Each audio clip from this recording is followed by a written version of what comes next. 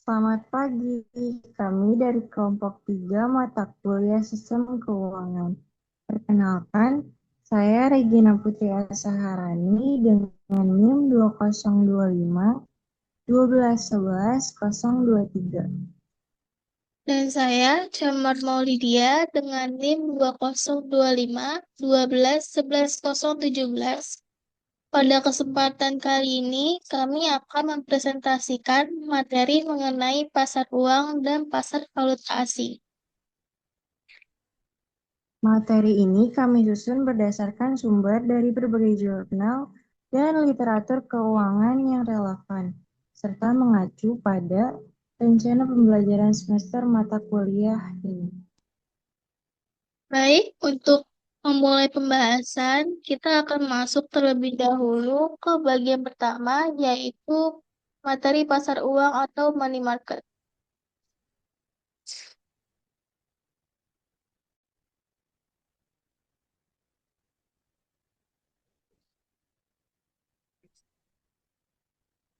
Pada presentasi kali ini, materi yang akan kita bahas mengenai pasar uang atau money market mencakup beberapa bagian utama sebagai berikut. Pertama, kita akan membahas pengertian pasar uang untuk memahami apa itu pasar uang dan bagaimana peranannya dalam menjaga likuiditas dan stabilitas ekonomi suatu negara. Yang kedua, kita akan meninjau fungsi pasar uang, termasuk menyediakan likuiditas, mendukung transmisi kebijakan moneter, dan menjaga kestabilan sistem keuangan.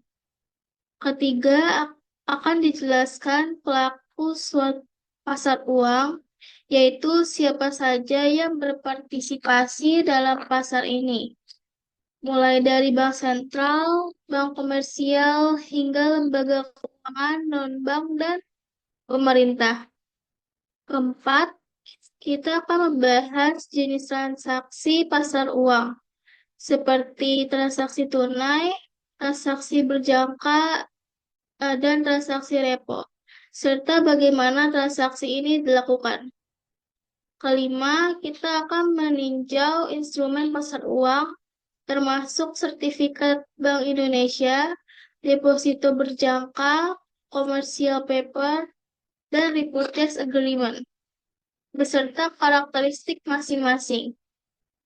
Keenam, akan dibahas tantangan yang dihadapi pasar uang, misalnya volatilitas suku bunga, risiko kredit, dan regulasi yang ketat. Dan terakhir, kita akan membahas prospek pasar uang di masa depan, termasuk peluang pengembangan instrumen syariah dan inovasi digital yang meningkatkan efisiensi transaksi yang dilanjutkan dengan kesimpulan dari materi pasar uang. Next. Lalu kami juga akan membahas materi mengenai valuta asing. Yang sebelumnya, Rek.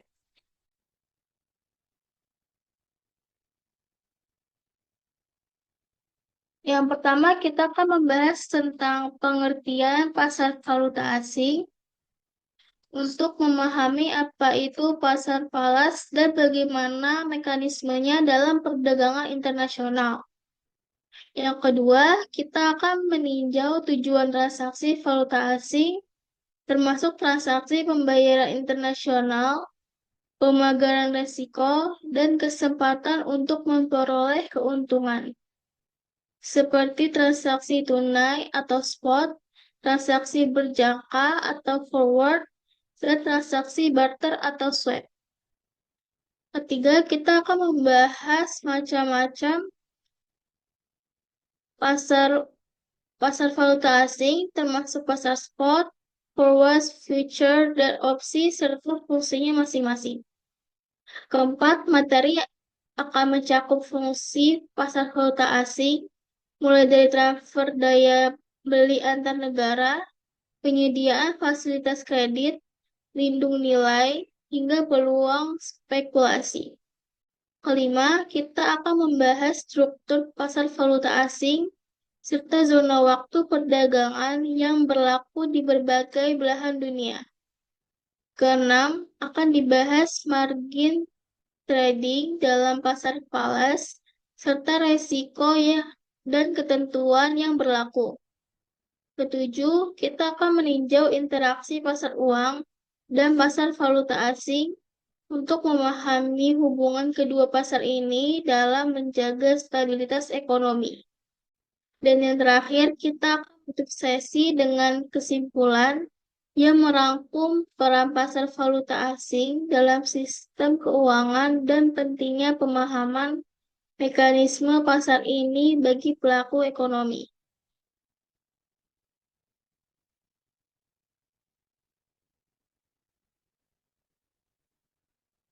Next ya.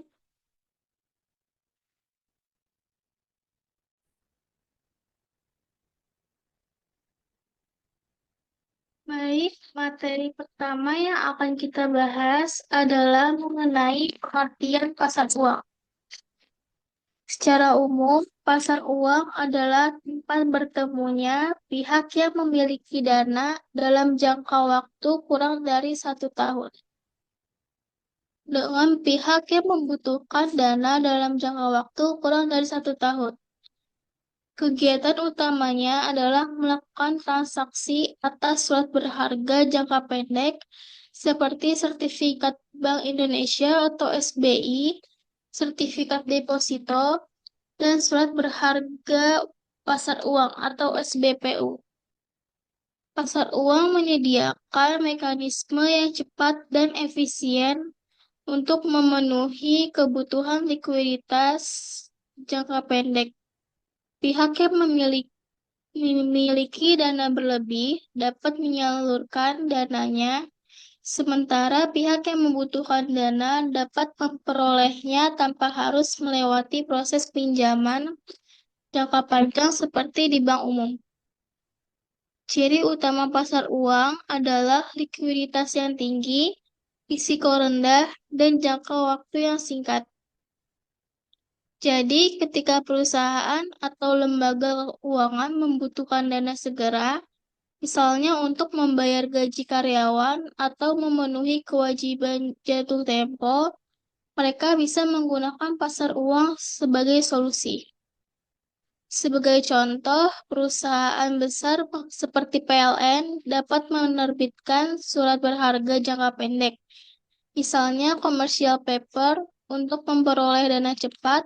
Selain itu, pemerintah juga memanfaatkan pasar uang untuk menutup kebutuhan anggaran jangka pendek melalui penerbitan treasury bills atau surat perbendaharaan negara atau SPN. Perbedaan paling mendasar antara pasar uang dan pasar modal terletak pada jangka waktunya. Jika pasar modal menyalurkan dana jangka panjang melalui saham atau obligasi, pasar uang berfokus pada dana jangka pendek dan instrumen yang liquid. Karena itulah, pasar uang sering disebut sebagai pasar kredit jangka pendek, yang menjadi penghubung antara sektor keuangan dan sektor real dalam perekonomian. Next.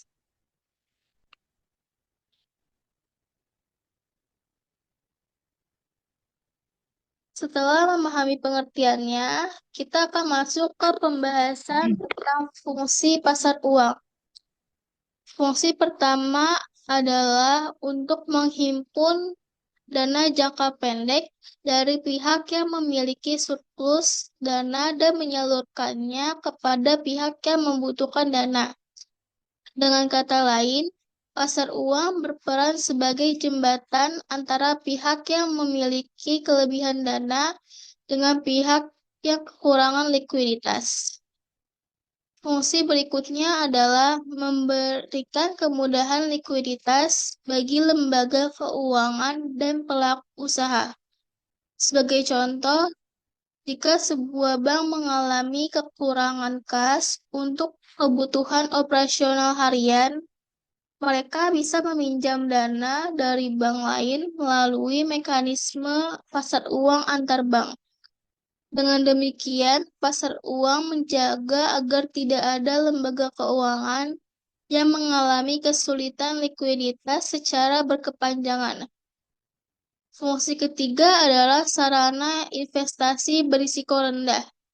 Bagi investor konservatif seperti lembaga asuransi atau dana pensiun, pasar uang menjadi pilihan yang aman untuk menempatkan dana mereka dalam jangka waktu yang pendek sambil menunggu peluang investasi lain. Instrumen seperti sertifikat deposito dan SBI menawarkan tingkat timbal hasil stabil dengan resiko gagal bayar yang kecil. Dan yang terakhir adalah pasar uang juga berfungsi sebagai mendukung pemerataan pendapatan. Melalui mekanisme investasi dan pinjaman jangka pendek, pasar uang membuka peluang bagi lebih banyak pihak untuk terlibat dalam aktivitas keuangan yang produktif.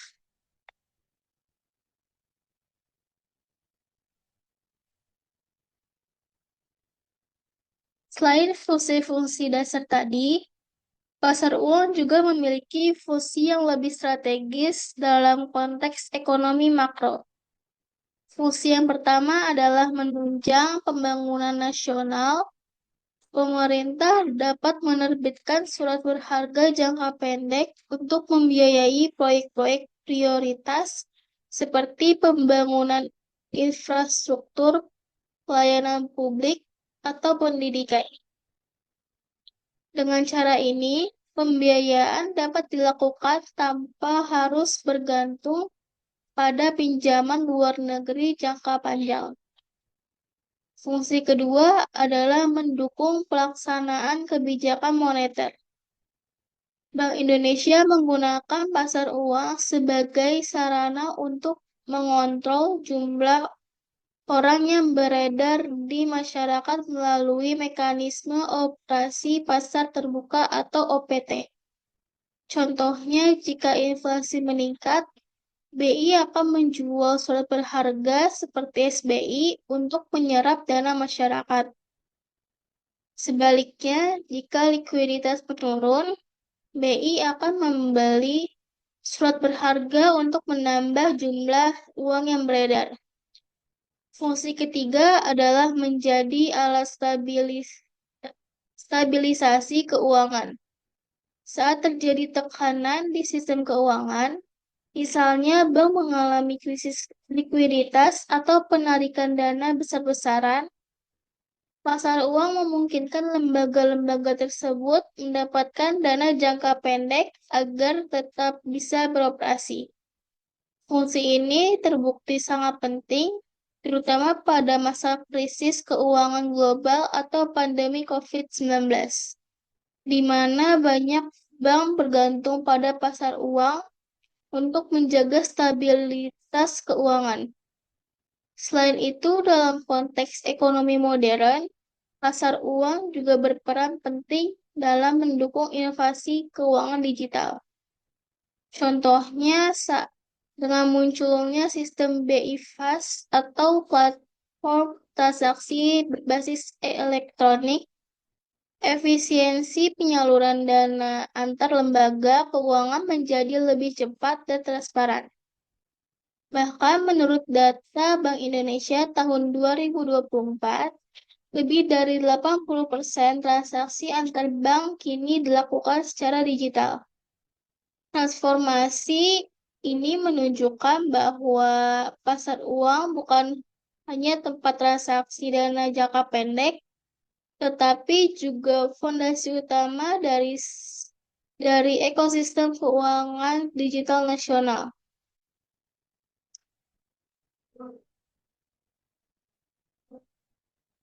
Selanjutnya, kita akan membahas siapa saja pelaku yang terlibat dalam pasar uang. Pelaku ini saling berinteraksi untuk memastikan arus dana tetap lancar dan efisien dalam sistem keuangan. Pelaku pertama adalah pihak yang membutuhkan dana, seperti perusahaan, lembaga keuangan, atau pemerintah. Biasanya mereka membutuhkan dana untuk keperluan jangka pendek, misalnya membayar kewajiban yang jatuh tempo atau menutupi kekurangan kas sementara. Pelaku yang kedua adalah pihak yang memiliki dana berlebih atau disebut vendor. Mereka ini bisa berupa individu, lembaga keuangan, atau investor ins- institusional seperti perusahaan asuransi dan dana pensiun. Motivasi mereka adalah memperoleh imbal hasil yang aman dalam waktu yang singkat. Pelaku yang ketiga adalah Bank Indonesia yang berperan ganda sebagai pengatur, pengawas, sekaligus pelaku aktif di pasar uang. Melalui operasi pasar terbuka, BI membeli atau menjual surat berharga untuk menjaga stabilitas moneter dan likuiditas antar bank.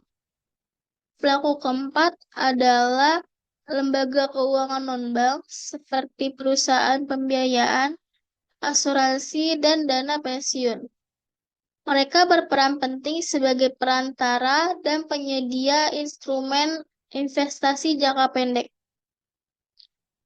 Interaksi antar pelaku inilah yang membuat pasar uang hidup dan dinamis. Tanpa kerjasama yang baik antara pihak-pihak tersebut, sistem keuangan bisa mengalami ketidakseimbangan likuiditas. Kalau kita lihat lebih luas, setiap pelaku punya kepentingan dan strategi berbeda di pasar uang. Misalnya, bank lebih fokus menjaga kestabilan likuiditas harian, sedangkan perusahaan lain memanfaatkan pasar uang untuk efisiensi modal kerja. Sementara pemerintah dan Bank Indonesia berfokus pada stabilitas makro, sinergi antar pelaku inilah yang menciptakan keseimbangan. Jika salah satu pihak terganggu, efeknya bisa berantai ke seluruh sistem keuangan.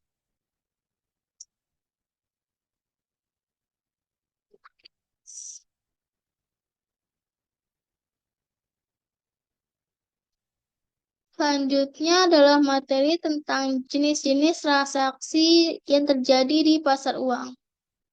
Pada dasarnya, transaksi di pasar uang bisa dibedakan menjadi beberapa bentuk tergantung pada tujuan dan jangka waktunya. Jenis pertama adalah transaksi antar bank atau interbank call money. Ini adalah transaksi pinjam-meminjam dana antar bank dalam jangka waktu yang sangat pendek, biasanya 1 hingga 7 hari. Transaksi ini penting untuk menjaga likuiditas harian antar lembaga keuangan, terutama ketika terjadi kekurangan dana sementara. Jenis transaksi kedua adalah sertifikat deposito. Sertifikat ini diterbitkan oleh bank umum sebagai bukti simpanan berjangka antar bunga tetap. Keistimewaannya adalah bisa diperjualbelikan di pasar sekunder sebelum jatuh tempo, sehingga investor memiliki fleksibilitas tinggi dalam mengatur dananya. Kemudian yang ketiga adalah transaksi surat berharga jangka pendek, seperti sertifikat Bank Indonesia atau SBI, dan surat berharga pasar uang atau SBPU. Kedua instrumen ini sering digunakan oleh Bank Indonesia untuk mengatur jumlah uang beredar melalui mekanisme operasi pasar terbuka. Dan jenis transaksi terakhir adalah transaksi valuta asing jangka pendek. Transaksi ini dilakukan antar lembaga keuangan untuk memenuhi kebutuhan ekspor-impor dan menjaga stabilitas nilai tukar rupiah terhadap mata uang asing. Menurut laporan Bank Indonesia tahun 2024, Total nilai transaksi pasar uang domestik mencapai lebih dari 12.000 triliun, dengan sekitar 70% diantaranya berasal dari transaksi antar bank. Angka tersebut menunjukkan betapa pentingnya peran pasar uang dalam menjaga keseimbangan likuiditas nasional. Demikian penjelasan mengenai judul, pengantar, pengertian, fungsi, serta pelaku pasar uang, serta jenis transaksinya. Selanjutnya, materi akan dilanjutkan oleh rekan saya yang akan menjelaskan instrumen, tantangan, dan prospek pasar uang secara lebih rinci. Silakan rekan saya akan melanjutkan presentasi.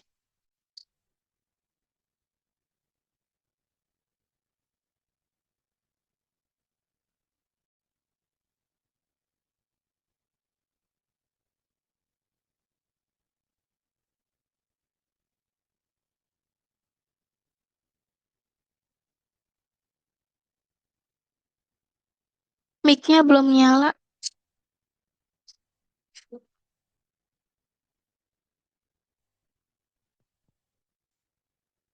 Oh, baik. Terima kasih. Berikutnya kita bahas mengenai instrumen yang diperdagangkan di pasar uang.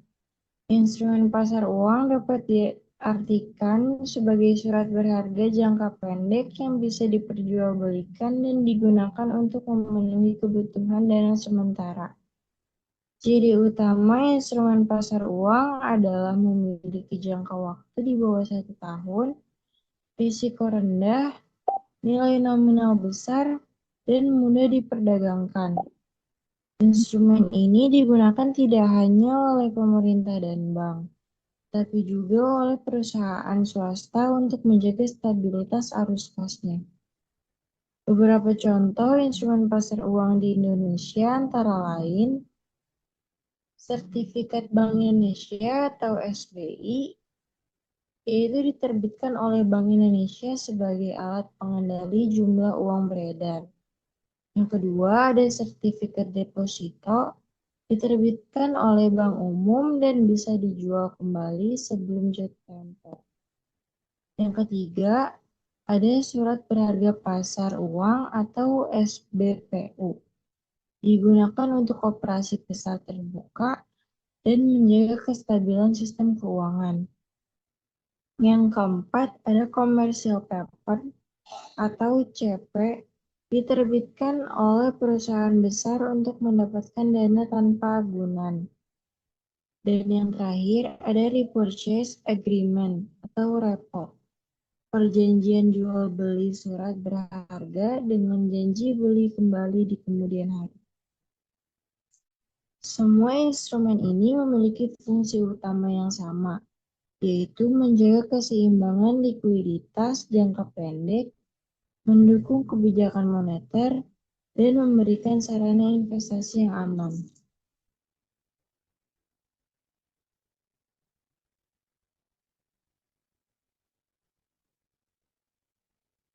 Sekarang, kita bahas instrumen yang secara khusus diterbitkan oleh Bank Sentral dan Bank Umum. Instrumen pertama adalah Intrabank Call Money, yaitu pinjaman antar bank yang jangka waktunya sangat singkat, hanya beberapa hari saja. Instrumen ini sangat penting untuk memastikan bank memiliki dana yang cukup untuk memenuhi kewajiban clearing dan transaksi harian. Instrumen kedua adalah Sertifikat Bank Indonesia atau SBI. SBI merupakan instrumen utama yang digunakan oleh BI dalam menjalankan kebijakan moneter. Jika inflasi meningkat, BI akan menjual SBI agar uang beredar di masyarakat berkurang. Sebaliknya, jika ekonomi melambat, BI membeli kembali SBI untuk menambah likuiditas. Instrumen ketiga adalah sertifikat deposito. Sertifikat ini diterbitkan oleh Bank Umum dengan bunga tetap dan bisa diperdagangkan kembali sebelum jatuh tempo. Instrumen ini menjadi salah satu pilihan investasi populer di pasar uang karena resikonya rendah dan jangka waktunya fleksibel. Menurut laporan Bank Indonesia tahun 2024, transaksi antar bank dan SBI masih mendominasi aktivitas pasar uang nasional, menunjukkan betapa kuatnya peran perbankan dalam menjaga kestabilan moneter.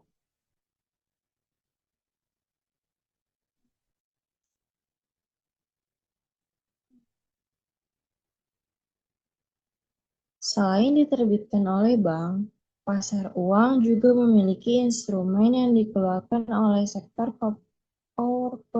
korporasi dan pemerintah. Instrumen pertama adalah commercial paper atau CP.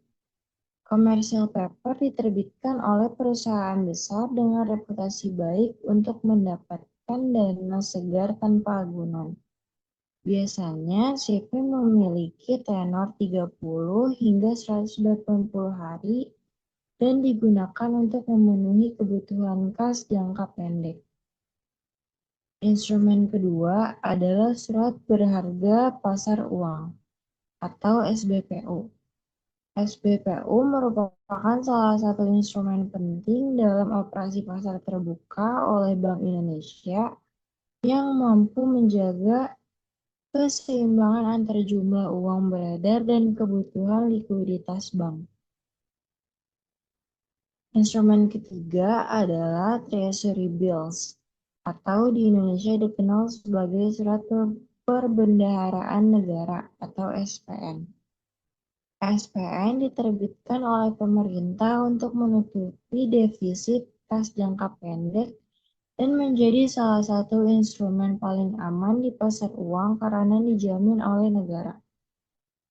Ada juga Bankers Acceptance yang digunakan dalam transaksi perdagangan internasional serta Repurchase Agreement atau repo, yaitu transaksi jual beli surat berharga dengan janji untuk membeli kembali di masa depan. Semua instrumen ini membantu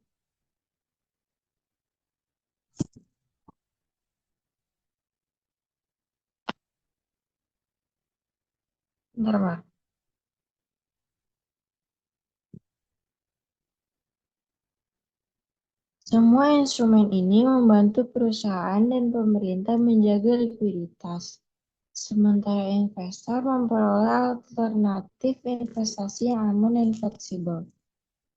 Menariknya, perkembangan pasar uang juga semakin didorong oleh kebijakan pemerintah dalam mendorong penerbitan surat berharga berbasis syariah. Sejak 2022, penerbitan Sukuk Negara Retail atau SR dan SBSN jangka pendek menjadi alternatif pembiayaan APBN yang efektif tanpa menambah beban utang jangka panjang. Langkah ini sekaligus memperluas partisipasi masyarakat dalam pasar uang, khususnya dari kalangan investor individu yang sebelumnya jarang terlibat.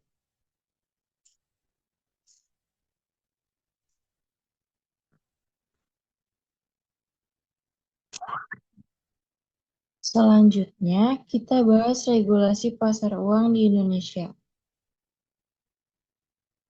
Regulasi sangat penting untuk memastikan pasar uang berjalan dengan transparan, efisien, dan aman. Regulasi pertama adalah Peraturan Bank Indonesia Nomor 6 Tahun 2024 tentang pasar uang dan valuta asing. Peraturan ini memperkuat tata kelola transaksi pasar uang agar lebih adaptif terhadap perkembangan digital dan risiko global.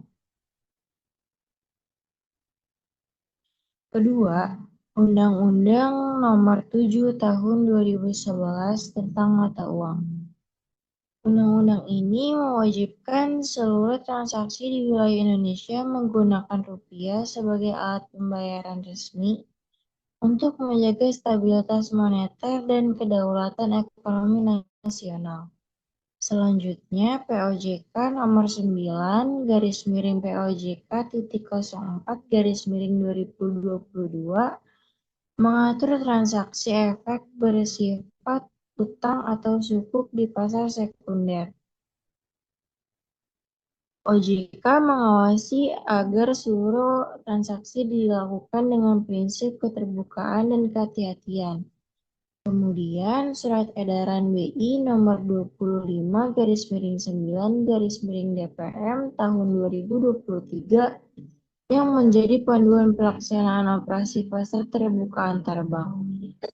Melalui surat edaran ini, BI memastikan agar transaksi berjalan secara lancar dan tidak menimbulkan gangguan pada sistem keuangan.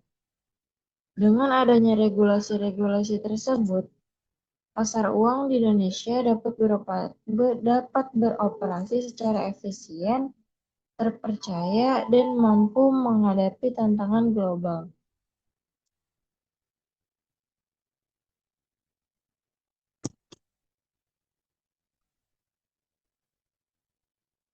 Meskipun sudah memiliki sistem yang kuat, pasar uang di Indonesia masih menghadapi beberapa tantangan utama. Tantangan pertama adalah transformasi digital.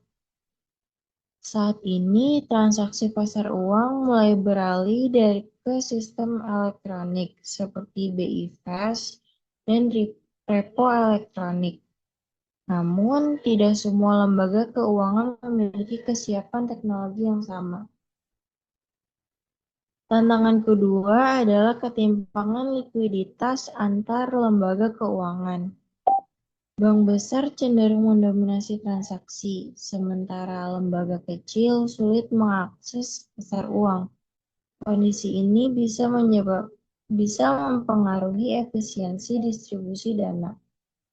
Tantangan berikutnya adalah pengembangan pasar uang syariah. Instrumen syariah seperti Sertifikat Bank Indonesia Syariah atau SBIS masih perlu dikembangkan agar setara dengan pasar konvensional. Namun di balik itu, prospeknya juga sangat cerah. Dengan peningkatan digitalisasi, dukungan regulasi dari BI dan OJK, serta pertumbuhan ekonomi yang stabil, pasar uang Indonesia diprediksi akan terus berkembang dan menjadi pilar utama stabilitas keuangan nasional. Selain itu, BI dan OJK juga sedang memperkuat koordinasi untuk menciptakan pasar uang yang lebih inklusif dan efisien.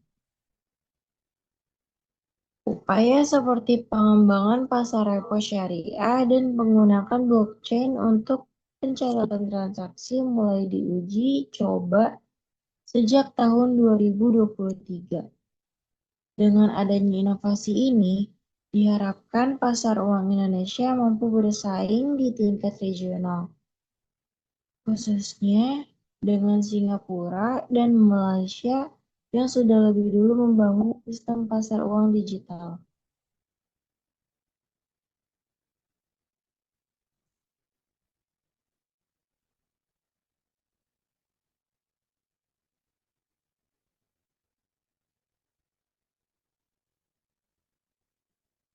Sebagai kesimpulan, pasar uang memiliki peranan yang sangat penting dalam sistem keuangan Indonesia.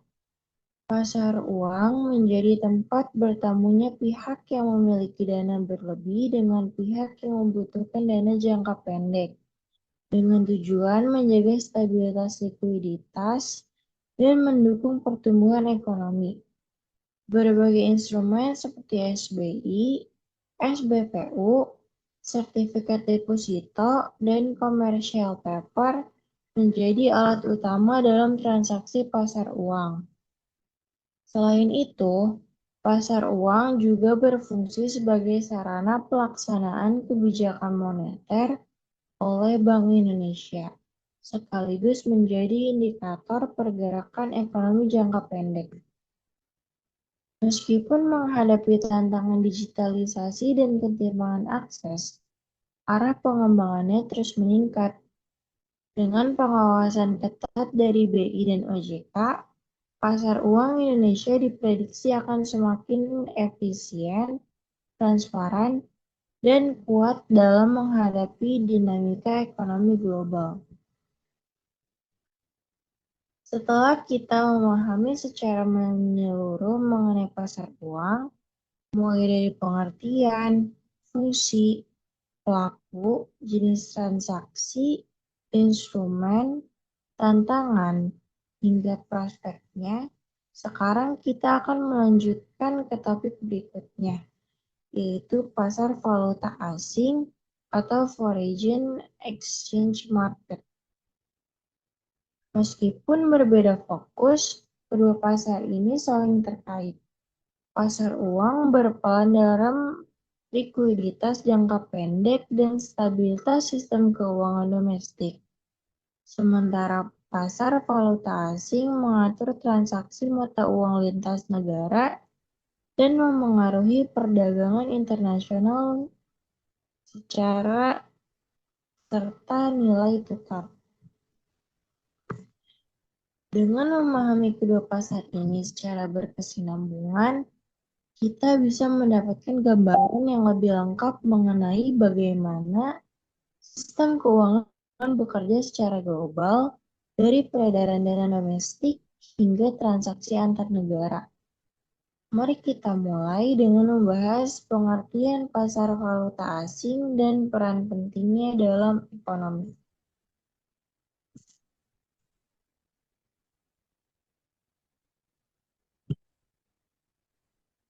Baik, terima kasih. Selanjutnya kita akan membahas tentang pengertian pasar valuta asing.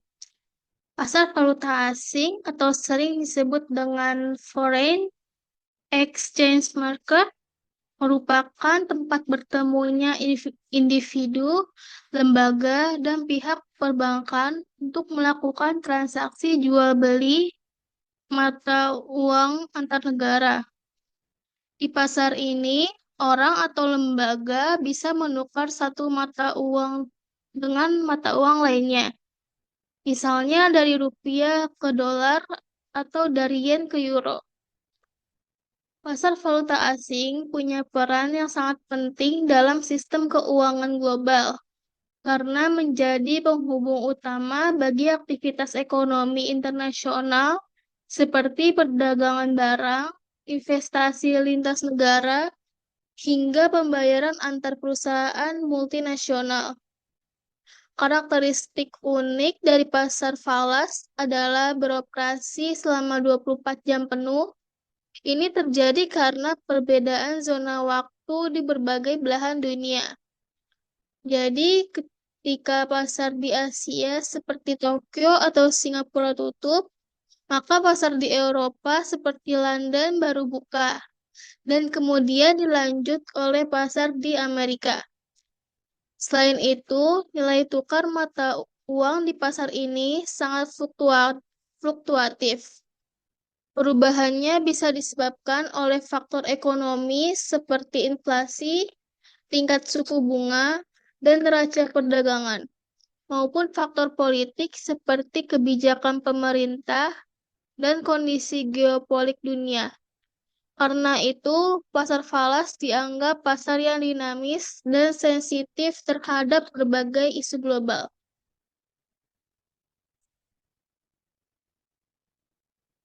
Sekarang kita akan masuk ke tujuan transaksi valuta asing. Setiap pihak yang melakukan transaksi valuta asing biasanya mempunyai tujuan yang berbeda-beda. Tujuan yang pertama yaitu untuk transaksi pembayaran internasional. Contohnya perusahaan Indonesia yang mengimpor mesin dari Jerman, maka pembayaran dilakukan dengan mata uang Jerman, yaitu euro. Proses ini otomatis menciptakan permintaan terhadap valuta asing. Fungsi yang kedua yaitu mempertahankan daya beli dan stabilitas ekonomi. Misalnya, saat pemerintah melakukan devaluasi, nilai tukar rupiah terhadap mata uang asing diturunkan supaya ekspor menjadi lebih kompetitif. Namun, di sisi yang lain, Masyarakat perlu melindungi daya beli mereka agar tidak merosot ketika nilai tukar rupiah melemah. Tujuan berikutnya adalah pengiriman uang ke luar negeri atau remittance. Contohnya pekerja migran yang mengirim uang dari luar negeri ke keluarganya di Indonesia. Kemudian, mencari keuntungan juga menjadi salah satu motivasi. Investor atau spekulan sering membeli mata uang saat nilainya rendah dan menjualnya saat nilainya naik. Perbedaan kurs inilah yang menjadi keuntungan bagi mereka. Selanjutnya, ada juga tujuan pemagaran resiko atau hedging, di mana pelaku ekonomi berusaha melindungi diri dari kerugian akibat fluktuasi nilai tukar. Misalnya, perusahaan yang punya utang dalam dolar bisa melakukan kontrak pelindung nilai agar tetap stabil meski kurs dolar berubah. Dan yang terakhir, kemudahan berbelanja internasional seperti menggunakan traveler check atau rekening valuta asing yang memudahkan wisatawan melakukan transaksi di luar negeri.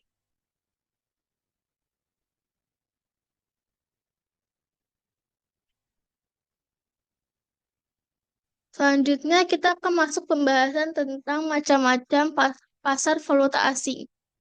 Secara umum, pasar valuta asing dibagi menjadi 4 jenis utama, yaitu pasar spot, forward, futures, dan opsi atau option market. Pertama, kita akan membahas tentang pasar spot. Pasar ini merupakan tempat terjadinya transaksi jual beli valuta asing untuk penyerahan segera atau maksimal 2 hari kerja setelah transaksi disepakati. Nah, di dalam pasar spot ini ada 3 jenis penyelesaian transaksinya, yaitu ada value today atau transaksi di mana penyerahan mata uang dilakukan pada hari yang sama dengan hari terjadinya transaksi. Jenis ini sering disebut juga cash settlement. Biasanya transaksi dilakukan pada hari Senin, maka penyerahannya juga dilakukan pada hari Senin itu juga. Lalu yang kedua ada value tomorrow, yaitu penyerahan mata uang dilakukan 1 hari setelah tanggal transaksi, atau disebut juga dengan one day settlement. Contohnya transaksi yang dilakukan pada hari Senin, maka penyelesaiannya dilakukan pada hari Selasa. Lalu yang ketiga ada value spot, yaitu penyerahan mata uang dilakukan 2 hari kerja setelah tanggal transaksi, atau disebut juga dengan day-to-day settlement. Jadi kalau transaksinya dilakukan pada hari Senin, maka penyelesaiannya dilakukan pada hari Rabu.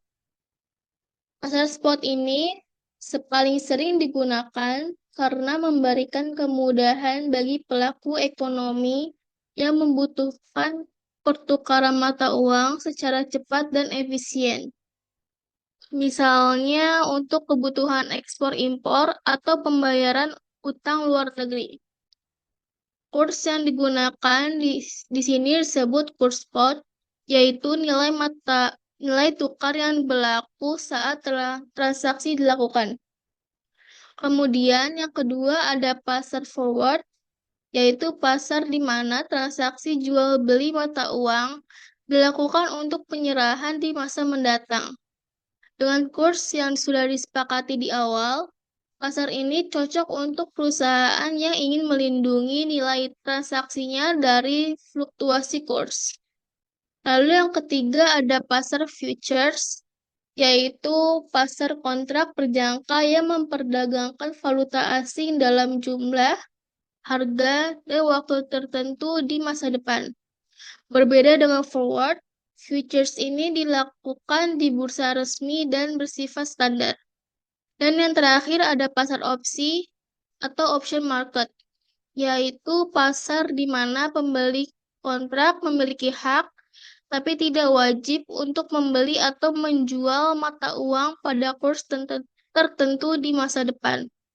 Mekanisme ini sangat berguna untuk lindung nilai terhadap risiko perubahan kurs yang tiba-tiba.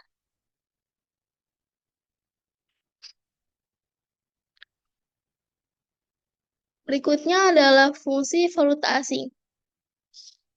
Pasar valuta asing memiliki beberapa fungsi penting dalam perekonomian internasional. Yang pertama, fungsi transfer daya beli, yaitu memindahkan daya beli dari suatu negara ke negara lainnya. Misalnya, saat terjadi ekspor-impor, pembayaran antar negara bisa dilakukan melalui mekanisme pasar falas.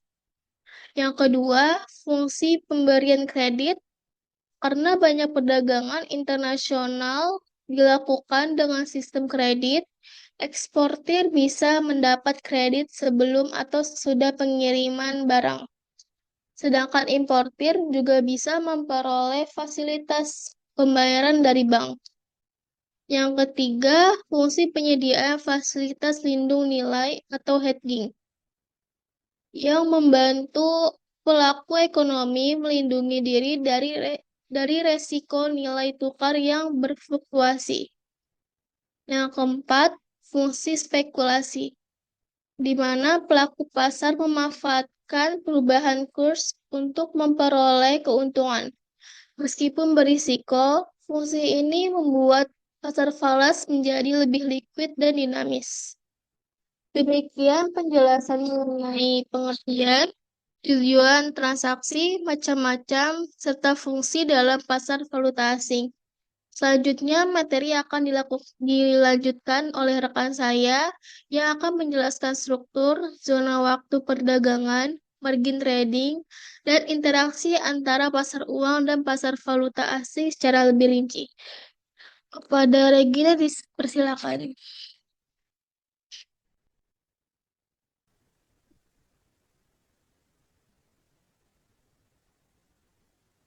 Baik, terima kasih. Selanjutnya kita bahas struktur pasar valuta asing.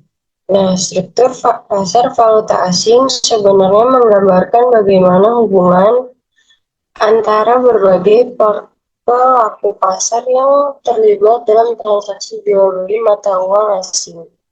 Strukturnya bisa dibilang seperti rantai atau jaringan bertingkat, mulai dari lembaga besar seperti Bank Internasional sampai pelaku kecil seperti nasabah atau perusahaan yang butuh transaksi falas. Kalau dilihat secara umum, pasar valuta asing terdiri dari dua lapisan utama, yaitu pasar grosir atau antar bank atau wholesale market dan pasar retail atau client atau retail market. Lapisan pertama yaitu pasar grosir atau interbank market. Lapisan ini adalah inti dari pasar valuta asing. Di sini transaksi dilakukan antar bank besar, baik bank komersial maupun bank internasional, dalam jumlah yang sangat besar, bisa mencapai jutaan bahkan miliaran dolar per transaksi. Tujuannya untuk memenuhi kebutuhan likuiditas dan menyeimbangkan posisi mata uang antar bank. Transaksi di tingkat ini biasanya berlangsung langsung antar bank atau melalui perantara yang disebut broker valuta asing atau foreign exchange broker. Broker ini berfungsi sebagai jembatan komunikasi antar bank yang membantu menemukan lawan transaksi dengan harga terbaik. Misalnya ketika Bank A ingin menjual dolar AS dan mencari pembeli, broker akan mencarikan bank lain yang sedang butuh dolar dan ingin membeli, sehingga transaksi bisa terjadi dengan cepat. Lapisan kedua yaitu pasar retail atau client market. Lapisan ini melibatkan pelaku ekonomi non-bank, seperti perusahaan, lembaga keuangan non-bank, eksportir, importir, bahkan individu yang menukarkan mata uang untuk perjalanan atau investasi.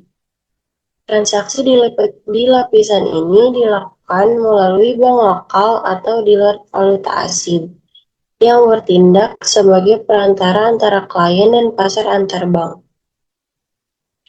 Sebagai contoh, perusahaan Indonesia yang ingin membayar pemasok di Jepang akan menghubungi bank lokal untuk menukarkan rupiah menjadi yen. Bank lokal itu kemudian meneruskan transaksi ke pasar antar bank agar bisa mendapatkan kurs terbaik. Peran bank sentral. Selain dua lapisan tadi, bank sentral seperti Bank Indonesia juga memiliki peran penting dalam struktur pasar falas. Bank sentral tidak berperan sebagai pelaku komersial, melainkan sebagai pengatur dan penjaga stabilitas nilai tukar. Jika nilai tukar mata uang berfluktuasi terlalu tajam, bank sentral bisa melakukan intervensi di pasar. Misalnya dengan menjual atau membeli valuta asing untuk menjaga kestabilan rupiah.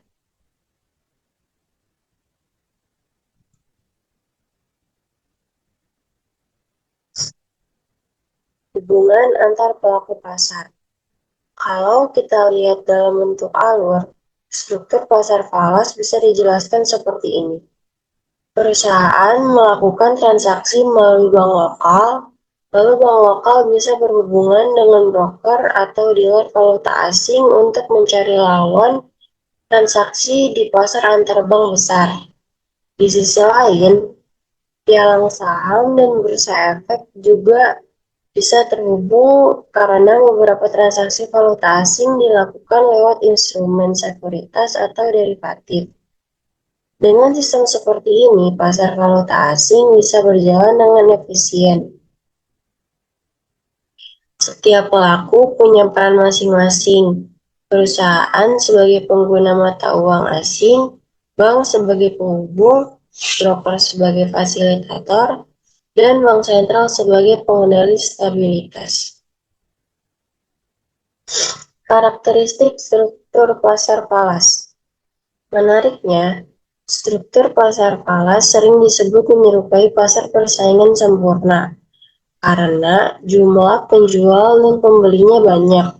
Produk yang diperdagangkan bersifat homogen atau semua berupa mata uang. Informasi harga dapat diakses secara luas dan cepat, serta tidak ada pihak tunggal yang bisa mengendalikan harga secara mutlak. Namun, perbedaan utamanya adalah pada tingkat akses. Tidak semua pihak bisa langsung masuk ke pasar antar bank. Biasanya hanya lembaga besar dan bank tertentu yang punya izin dan modal besar yang bisa bertransaksi langsung di sana. Kesimpulan singkat.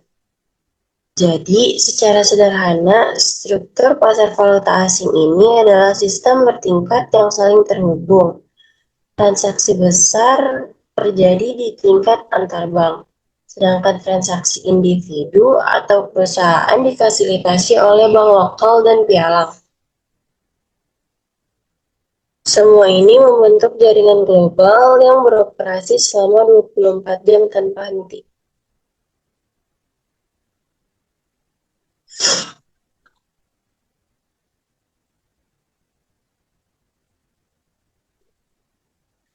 Selanjutnya, kita akan membahas tentang zona waktu dalam perdagangan valuta asing. Pasar valuta asing beroperasi tanpa henti selama 24 jam. Aktivitasnya mengikuti perbedaan zona waktu di dunia, yang terbagi menjadi 3 segmen besar. Pertama, zona Asia Australia mencakup Tokyo, Sydney, Singapura, Hong Kong, dan Bahrain, yang beroperasi sekitar pukul 7 sampai 14 waktu Indonesia Barat.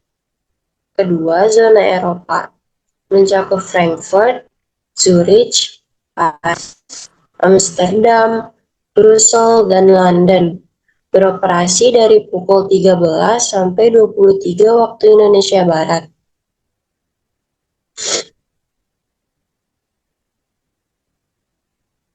Dan ketiga, zona Amerika Utara mencakup New York, Chicago, Montreal, dan Los Angeles yang buka mulai pukul 19.30 sampai 4 WIB. Karena perbedaan waktu ini, perdagangan falas berlangsung terus-menerus.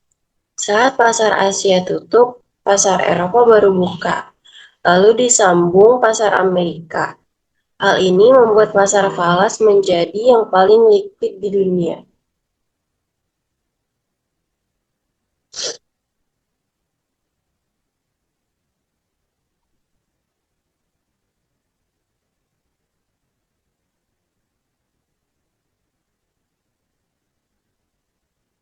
Materi selanjutnya adalah tentang margin trading. Atau margin trading adalah kegiatan jual beli valuta asing yang dilakukan secara berulang untuk memperoleh keuntungan dari selisih harga antar pasar. Namun transaksi ini termasuk kategori beresiko tinggi karena perubahan kurs bisa terjadi sangat cepat. Biasanya margin trading dilakukan oleh bank atau lembaga keuangan yang sudah memiliki izin dari Bank Indonesia. Untuk menjaga keamanan sistem keuangan, BI mengatur bahwa margin deposit maksimum hanya 10% dari modal bank. Dan bila kerugian mencapai 5% dari modal, kegiatan margin ini wajib dihentikan sementara. Tujuan pengaturan ini adalah untuk mengendalikan risiko dan mencegah dampak negatif terhadap stabilitas sistem keuangan nasional.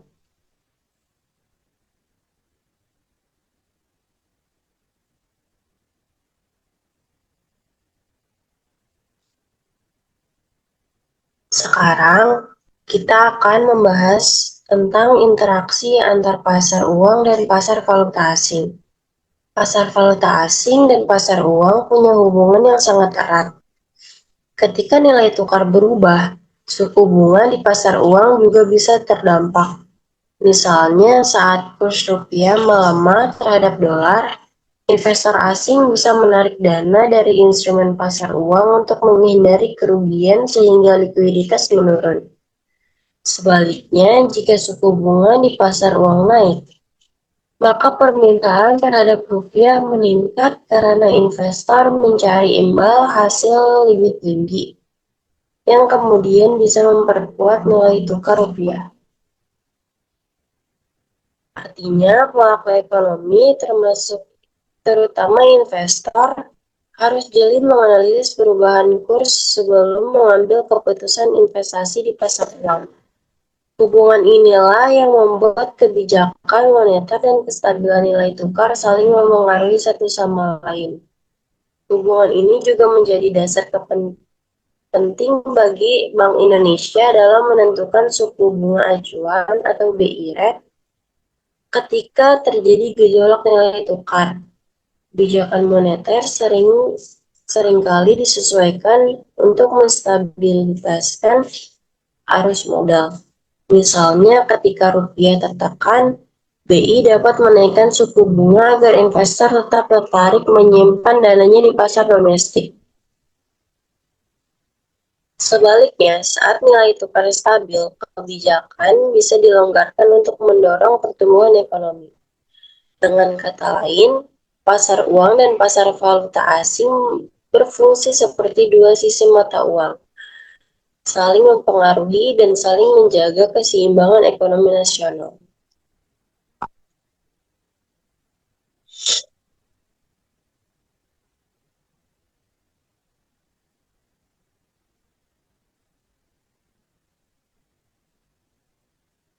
Kesimpulan pasar valuta asing. Baik, kesimpulan dari materi pasar valuta asing ini adalah bahwa secara keseluruhan, pasar valuta asing punya peran besar dalam sistem keuangan global. Pasar ini memfasilitasi perdagangan internasional, investasi lintas negara, dan menjaga kelancaran arus pembayaran antar negara. Selain itu, pasar falas juga menyediakan fasilitas kredit, lindung nilai, serta peluang investasi bagi pelaku ekonomi. Namun, karena sifatnya fluktuatif, pemahaman tentang mekanisme pasar dan kebijakan yang berlaku dari BI maupun OJK sangat diperlukan agar aktivitas falas tetap aman dan efisien.